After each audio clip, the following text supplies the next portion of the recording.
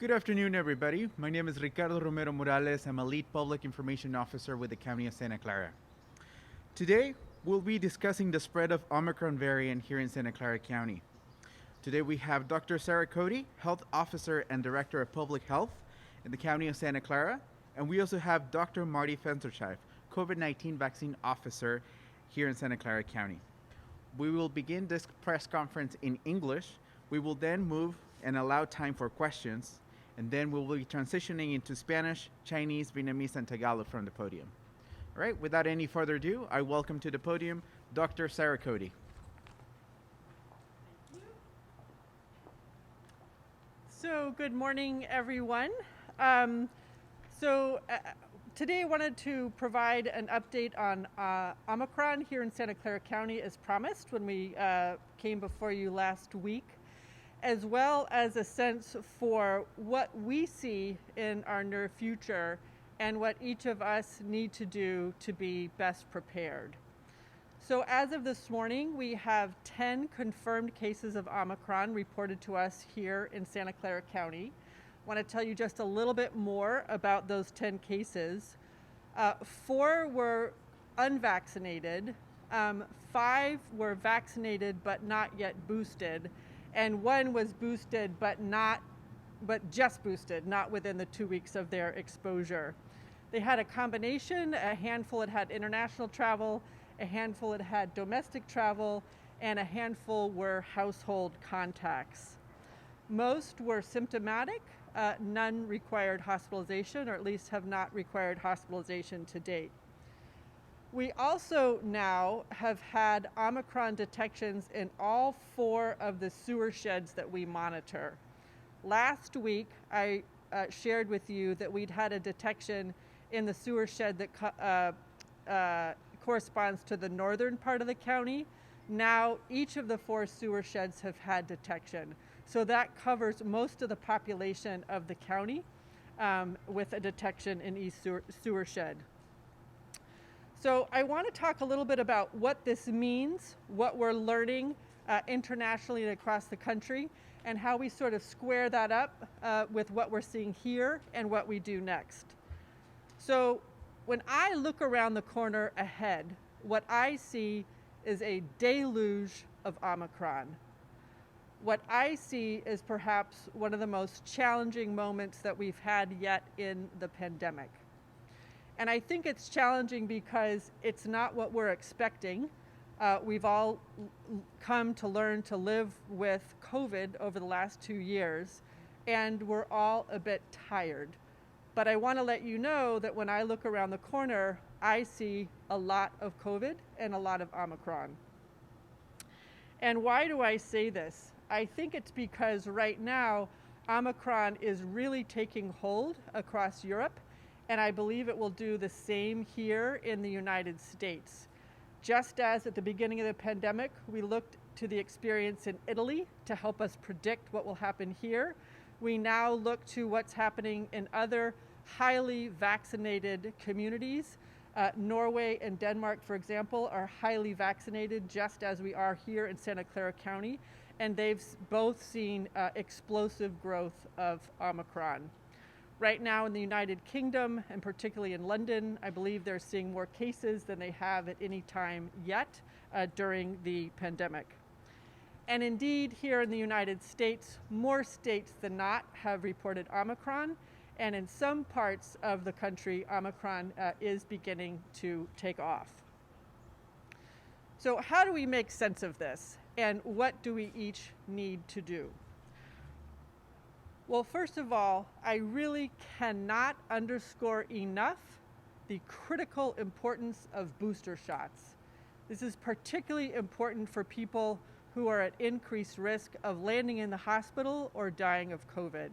So the older you get, the more your risk increases and the more urgent it is for you to get a booster shot. But we recommend booster shots for everybody who is eligible. So some people may be thinking, okay, if this Omicron variant spreads so quickly, and if so many people who get it are vaccinated, what what now? I think what's really, really, really important to understand is that it's the booster that increases your protection again and makes it much safer for you, much less likely to go to the hospital, much less likely to die, and much less likely that you're going to spread infection to someone who is at greater risk. So in addition to boosting, I also want to say, as I always say, that this is about layers of prevention. No single strategy works. We have to combine them. And so in addition to vaccination and boosting, it's so important to mask, particularly indoors. I'm masking outdoors today because we're here kind of closely together. So if you're outdoors in a crowded setting, you also want to mask. And testing. Test before you go. Test before a gathering. Get that quick rapid test before you gather with others. Just gather with people who are vaccinated and boosted. Think about ventilation and think about the size of the gathering. So I just wanted to make sure that everyone in our community understands what's ahead and what's around the corner, because there are things that we can do now to make the winter a little less difficult for all of us. Now I'm going to turn it over to Dr. Fenstersheib to talk a little bit more about where we are with vaccinations and boosters.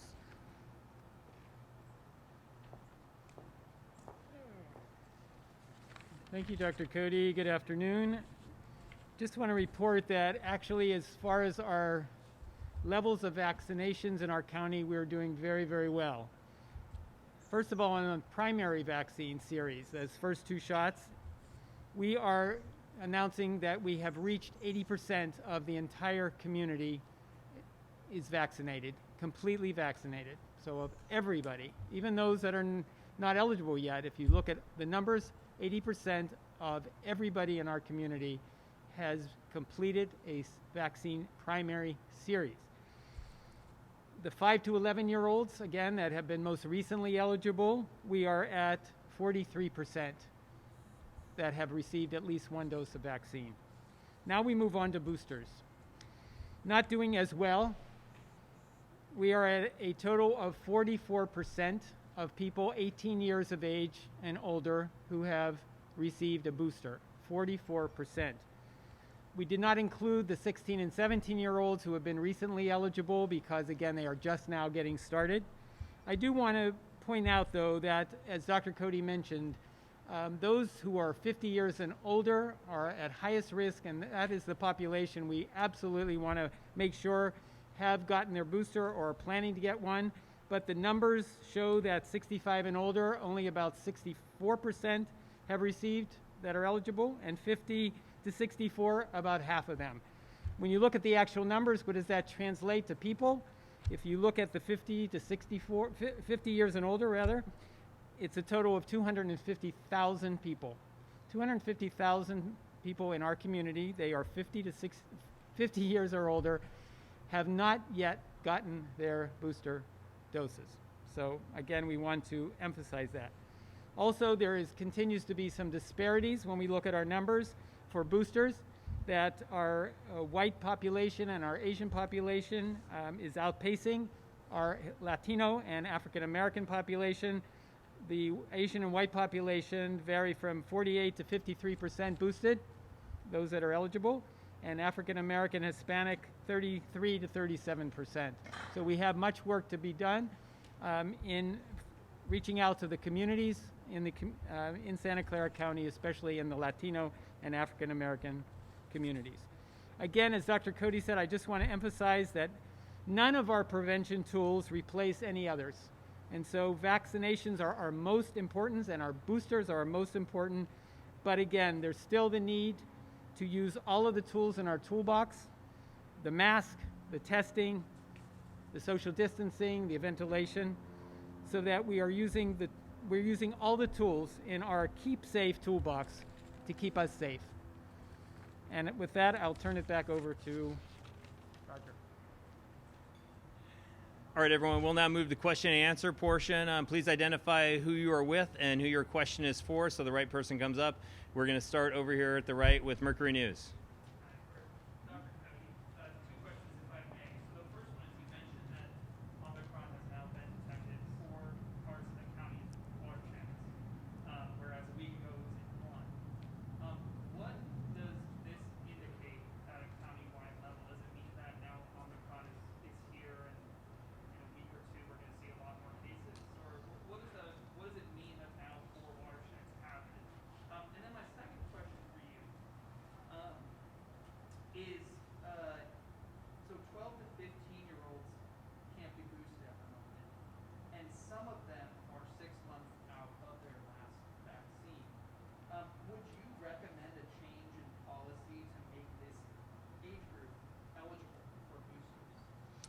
So let me start with your first question, which is what does it mean that we've had a detection in each of the 4 sewer sheds? What this means is that we know from our case reports that Omicron is present in the community, and now we know from our sewer sheds that it's not only present, but it's present at some level in all parts of the county. We don't know at what level, right? We've only had 10 cases reported, which doesn't seem like a lot.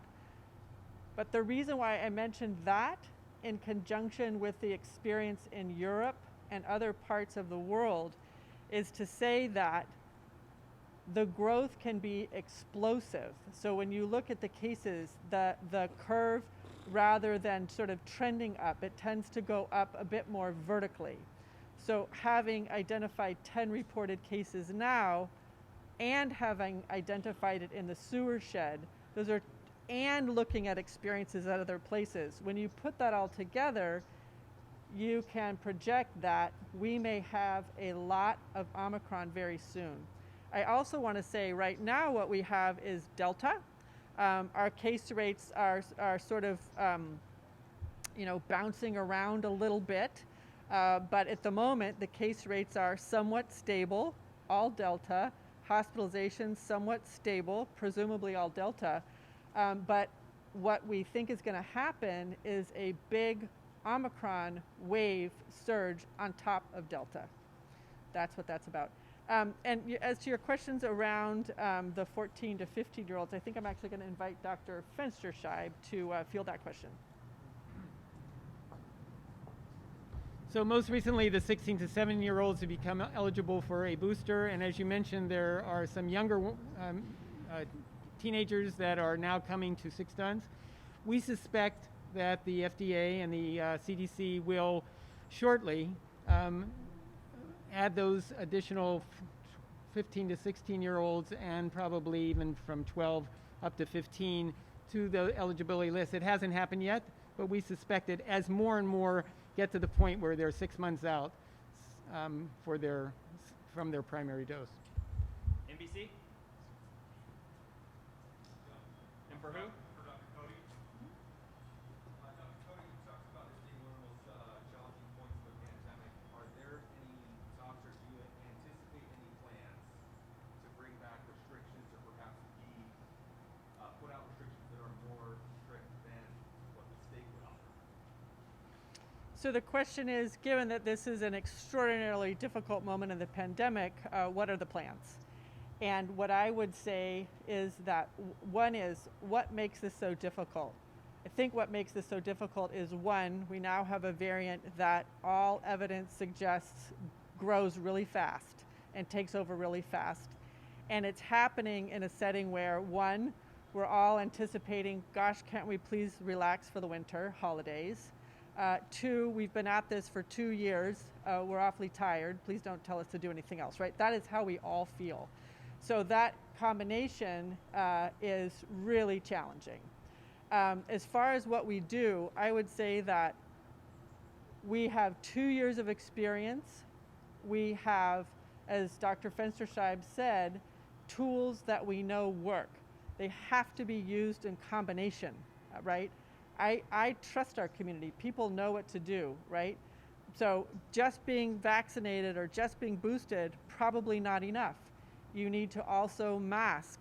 You need to, if you're gathering inside where people are going to take their mask off, like a holiday gathering, best recommendation is get everyone quickly tested before coming together to make sure that someone is not infectious and doesn't know it. So what we are going to strongly recommend and model as much as we can is adding those layers of prevention in order to protect our healthcare delivery system this winter.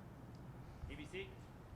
Yeah, you just kind of mentioned, Dr. Cody, the frustration that people are having, even you yourself are having. What do you tell to those people that are frustrated that we are still going through this, and now that you're saying it could be even worse here coming up?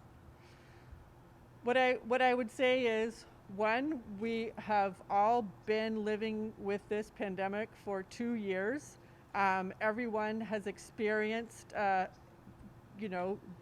lot of change, a lot of uncertainty, and in many cases, a lot of difficulty.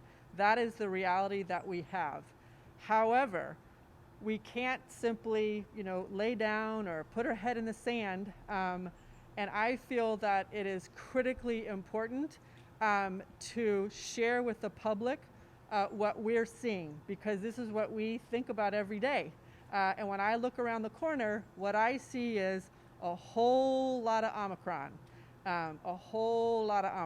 and it could, be coming up on us. So I think it's simply a just recognizing this is where we are, and each of us, as always, has to do our best. KTVU. Two questions, Doctor. You said we were at 80% vaccination everywhere. I remember a year ago, maybe it looked like a lot of talk about herd immunity and it being at the approximate 80% mark. 80%, 4 out of 5 people vaccinated, still we have the virus continuing to spread. Do the vaccinations actually are ineffective in stopping it? Or is the vaccination just designed to make sure the hospital system is not overwhelmed? And the follow-up is, if you have a lot more Omicron, your word, Omicron, are you worried that the system could be swamped? Because even though it's not as severe, you have so many more cases, maybe you could swamp the system, the hospital system. What I want to emphasize is that the situation on the ground with the pandemic has changed over time, right? Every few months there's something different. It's a different variant that behaves a different way. We have a new vaccine to offer and we need to see how it works, et cetera, et cetera. So as the pandemic changes, so too does our response need to change. What we have before us now is the reality that with 2 doses of an mRNA vaccine or 1 doses of J&J, we know that protection fades over time. So everybody who's eligible needs a booster to raise their protection level back up to where it was, right? We want to keep our immunity levels high for what we're likely to be exposed to. So that's the importance of boosters. As to the goals now are, we want to, we hold a couple goals together. So one very important goal is we've got to keep our healthcare system highly functional with room for anyone who needs care for whatever that is. So we do not want to overwhelm the healthcare system with COVID. We want to prevent doing that. And we also want to do everything that we can to allow people to continue to live their lives with adaptations for COVID, but not overwhelm. And that's why boost. Are you concerned, though, that this deluge will overwhelm the system? And if that does happen, could we look at the possibility of going back into lockdown? Right now, what we're doing is looking at models and trying to understand all the different things that we can do to prevent a deluge.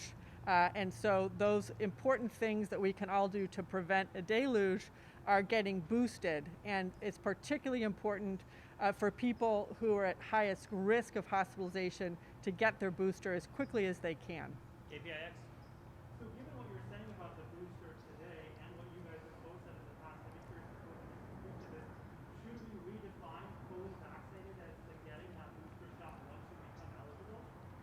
What we're saying is that the initial vaccine series that 80% of our population have gotten isn't enough anymore because the situation on the ground has changed. And so to be fully up to date with COVID vaccine protection, you need to have a booster. But would it help to kind of have that language and guidance from city and state leaders? Well, I can't speak to what the federal and state will do as far as definition, but what I can tell you is that the way to think about it is that the initial series that 80% of us got needs a boost to give us that full up-to-date protection that we need. Mercury News.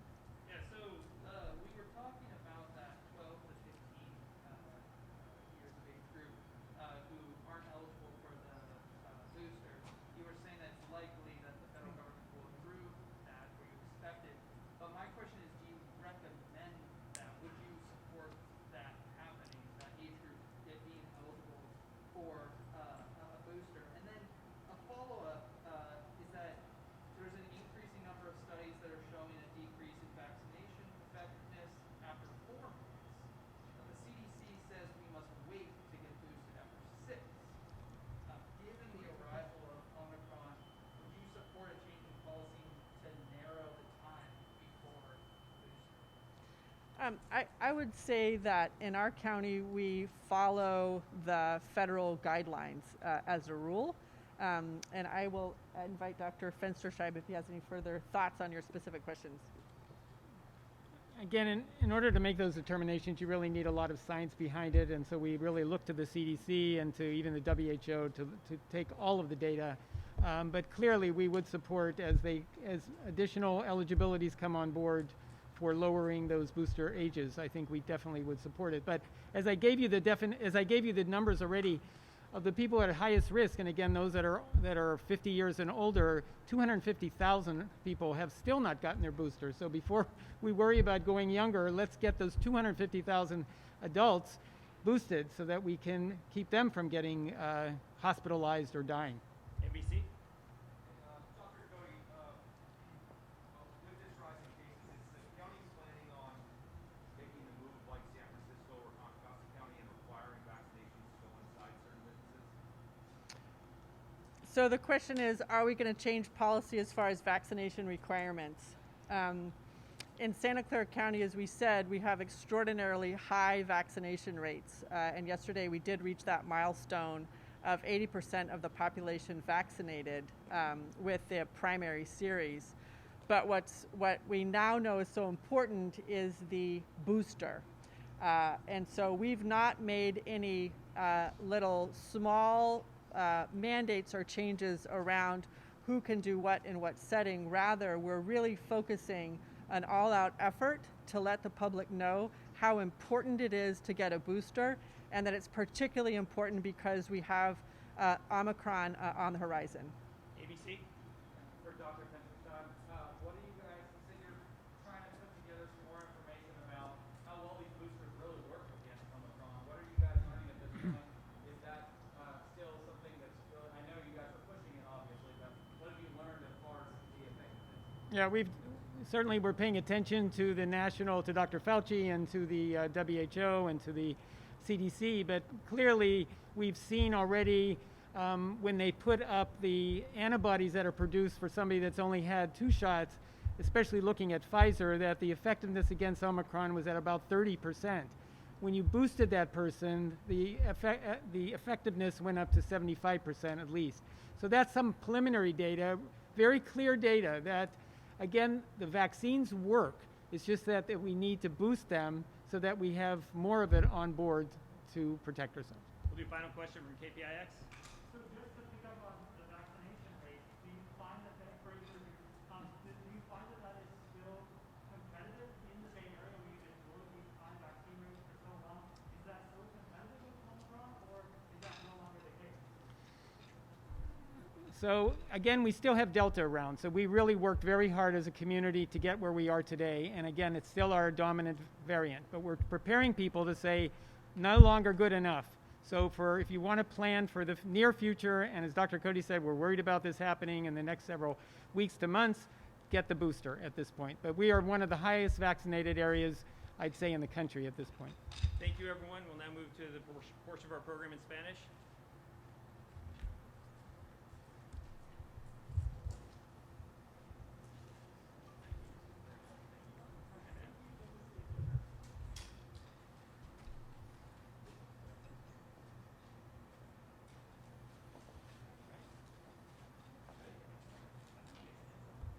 Hola, ¿qué tal? Muy buenas tardes. Mi nombre es Ricardo Romero-Morales. Soy oficial principal de Información Pública para el Condado de Santa Clara.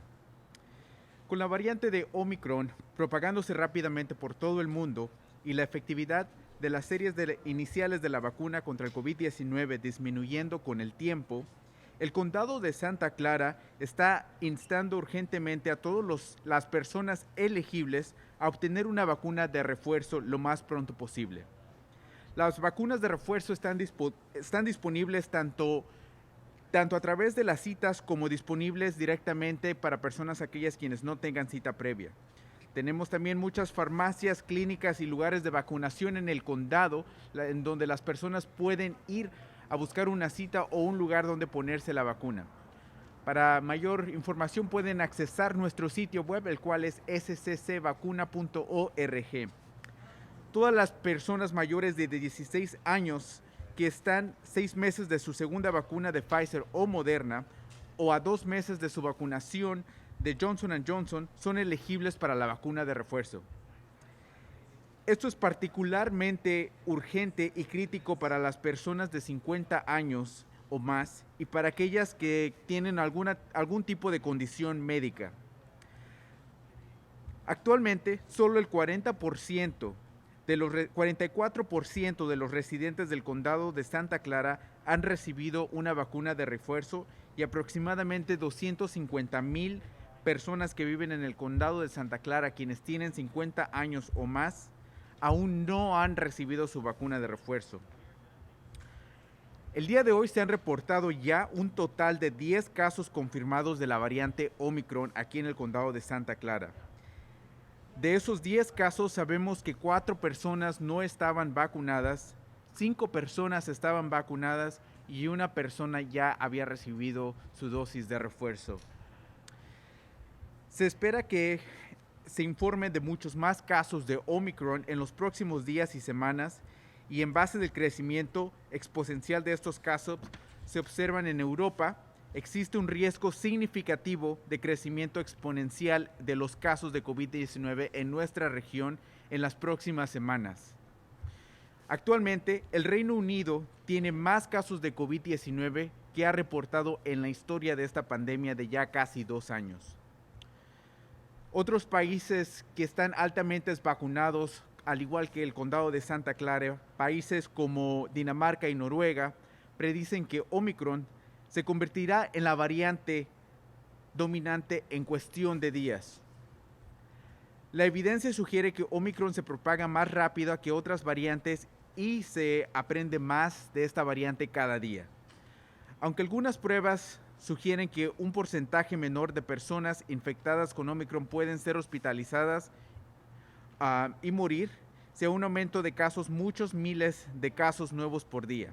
Incluso un pequeño porcentaje ese total que ingresaría a nuestros hospitales, lo cual quiere decir que aumentaría el número de personas que estaríamos viendo en nuestros hospitales. Es por eso que hay un porcentaje pequeño de las personas quienes estén siendo hospitalizadas, aún esto impactaría o tendría un gran impacto en nuestros hospitales.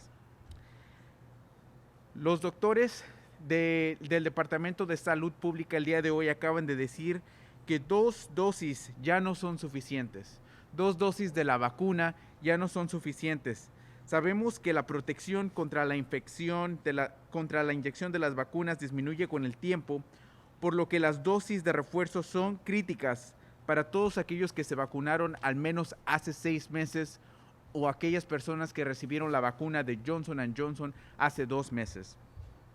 También es muy importante recordar que mientras estamos ya en la época decembrina y celebrar las celebraciones de fin de año, que traten de mantener primero que nada sus vacunas, recibir la vacuna de refuerzo, usar la mascarilla en lugares en interiores, y si se está reuniendo con personas, con muchas personas al aire libre, también es recomendable que use su mascarilla.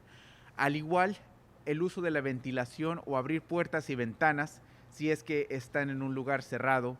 También hay que asegurarnos de hacernos la prueba, y si tienen que viajar es importante recordar que tienen que hacerse la prueba de 3 a 5 días después de haber regresado fuera del condado de Santa Clara.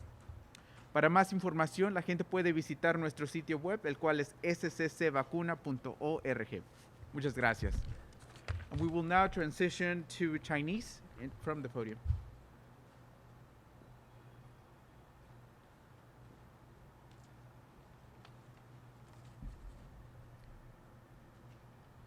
大家好，我是圣塔克拉拉县紧急行动中心的 Chang。Omicron 逐渐在全球成为主要的变异病毒，再加上初剂新冠肺炎疫苗系列的效果已经随着时间而减弱。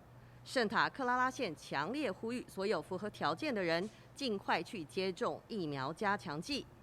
关于加强剂的接种，民众可以先询问自己的主要医疗保健提供方，或者是社区的药局。所有年满16岁，在6个月前接种了第2剂辉瑞或莫德纳疫苗，或是2个月前接种过强生疫苗的民众，都符合条件接种加强剂。目前只有44%符合条件的民众已经接种了加强剂。自12月9日在县内发现第1宗 Omicron 的病例之后，至今已经侦测到了10例。此外，我们和史丹佛大学共同的研究发现，在 Gilroy、San Jose 和 Palo Alto、Sunnyvale 的污水中也侦测到了 Omicron 变异病毒的踪迹。对于 Omicron 变异病毒，我们每天都有新的了解。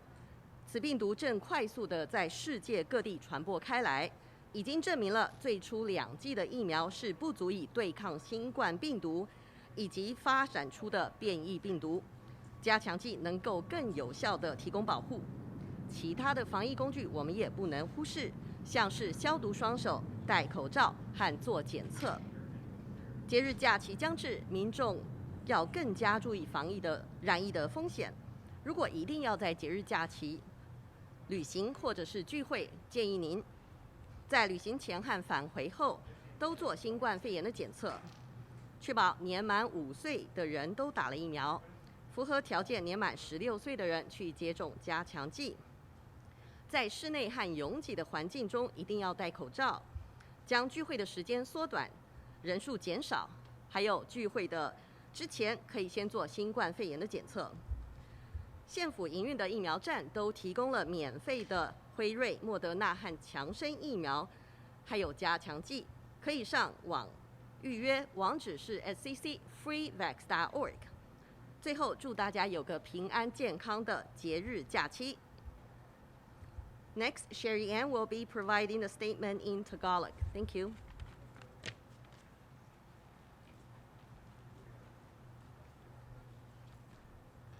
Magandang umaga po sa inyong lahat. Ako po si Shierry Mangligot, ang inyong Public Information Officer dito sa Santa Clara County. Ang Omicron variant ay dumadami sa buong mundo. Ang 2 shot ay hindi sapat at ang booster ay ang pinakamahusay na proteksyon para sa publiko. Dahil sa lubos na pagdami ng Omicron variant sa buong mundo, ang pagiging epektibo ng mga pangunahing serya ng bakuna sa COVID-19 ay humihina sa paglipas ng panahon. Ang Santa Clara County ay mariing naghihikayat sa lahat na kwalipikado na kumuha ng booster shot sa lalong madaling panahon. Ang mga residente ng county ay hinihikayat na dapat makipag-ugnayan muna sa kanilang pangunahing healthcare provider o sa malapit na parmasya tungkol sa pagtanggap ng mga booster shot. Ang mga local provider ay nakatanggap ng mga supply ng bakuna sa COVID-19 upang makapagbigay sa kanilang mga pasyente ng mga booster shot. Lahat ng nasa edad 16 at pataas na 6 na buwan na ang nakaraan mula sa kanilang pangalawang Pfizer o Moderna na bakuna o 2 buwan na ang nakaraan mula sa kanilang Johnson & Johnson na bakuna ay kwalipikado para sa booster shot sa COVID-19. Sa kasalukuyan, 44% lamang ng mga kwalipikadong residente ang nakatanggap ng booster habang ang bilang ng kaso ay nananatiling marami. Mayroong 10 na italang kaso ngayon ng Omicron variant pagkatapos ng unang kaso na naitala noong 9 ng Disyembre. At sa pamamagitan ng pinagsamang pag-aaral ng Stanford University, ang Omicron variant ay natuklasan sa 4 na county wastewater treatment facilities, kasama sa mga lokasyon ang Gilroy, Palo Alto, San Jose at Sunnyvale. Batay sa naunang napag-alaman, ang Omicron ay mas mabilis na kumakalat kaysa sa iba pang mga variant at mas marami pa ang napapag-alaman araw-araw. Ang Omicron variant ay orihinal na natuklasan sa South Africa at ito na ang pinakalaganap na variant sa London. Dahil sa Omicron variant, ang United Kingdom ay kasalukuyang mayroong mas maraming kaso ng COVID-19 kaysa sa anumang oras sa panahon ng pandemya. Ang iba pang mga bansa na may mataas na bilang ng nabakunahan na gaya ng Santa Clara County tulad ng Denmark at Norway ay hinulaan na ang Omicron ay magiging dominanteng variant sa loob ng ilang araw. Bilang karagdagan sa mga pagbabakuna at boosters, ang pagmamaskara, pagpapasuri, ventilasyon at pagdistansya ay nananatiling pinaka-epektibo at may maraming antas na depensa laban sa COVID-19. Pinuna ng mga opisyal na habang tayo ay nasa holiday season, ang mga tao ay dapat manatiling mapagbantay sa mga panganib. Ang mga magulang na mga maliliit na bata at ang mga hindi pa nabakunahan ay dapat tumiyak na gumawa ng lahat ng mga abiso sa pag-iingat. Iwasan ang mga malalaking pagtitipon. Palagi magsuot ng maskara sa mga pampublikong panloob na lugar at sa mga matataong panlabas na lugar, maliban lamang sa mga hindi pa 2 taong gulang. Ang mga klinika ng county ay tumatanggap ng mga appointment sa www.sccfreevax.org. Lahat ng mga bakunang Pfizer, Moderna at Johnson & Johnson ay available sa loob ng county. Tingnan din ang mga opisina ng doktor at parmasya. Marami sa mga ito ay makakapagbigay ng mga COVID-19 booster. Ang mga pagbabakuna sa buong county ay walang bayad sa publiko. Ang insurance ay hindi kinakailangan at walang mga kinakailangan sa mga imigrasyon. Maraming salamat po. And now I'm gonna call on Pham for Vietnamese.